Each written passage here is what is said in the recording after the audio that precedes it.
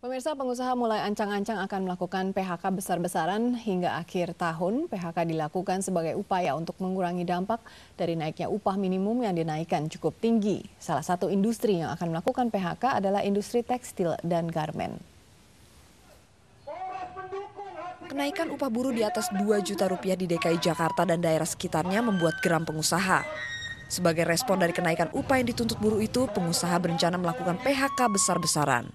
Ribuan buruh atas setengah dari kapasitas perusahaan akan segera di-PHK hingga akhir tahun jika penetapan upah minimum tidak direvisi.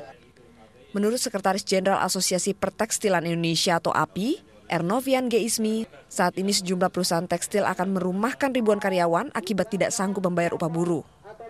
Saat ini sudah ada perusahaan yang memecat 600 hingga 1.000 karyawan. Bahkan sejumlah perusahaan asing tengah berencana merumahkan 100.000 orang karyawan. Kenaikan upah minimum dianggap sangat memberatkan pengusaha di tengah tarif dasar listrik untuk industri juga dinaikkan. Karena nanti dengan kenaikan ini akan terjadi konflik horizontal. Dalam arti antara pekerja, pengusaha, pemerintah.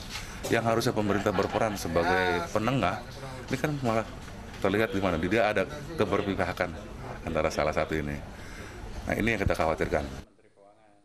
Sementara itu, Menteri Perindustrian MS Hidayat kesal dengan ancaman pengusaha yang akan mem-PHK karyawan dan merelokasi usaha.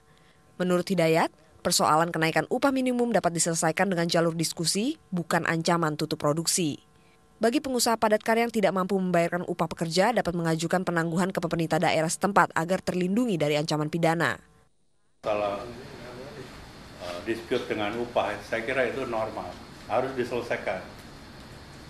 Jadi jangan dikit-dikit ngancam. Beritahukan juga supaya ketemu Apindo nggak usah. Tapi terakhir kemarin juga Dulu waktu dia dekat sama buruh, dikit-dikit bilang buruh akan mogok gitu. Sekarang dia pengusaha buruh, dia bilang pengusaha mau lari gitu. Sebelumnya pada pekan lalu Gubernur DKI Jakarta Jokowi telah menetapkan upah minimum DKI Jakarta sebesar 2,2 juta rupiah per bulan. Namun keputusan tersebut kerap mendapat pro dan kontra dari sejumlah pihak, terutama penolakan dari pihak pengusaha. Tim Liputan, Metro TV.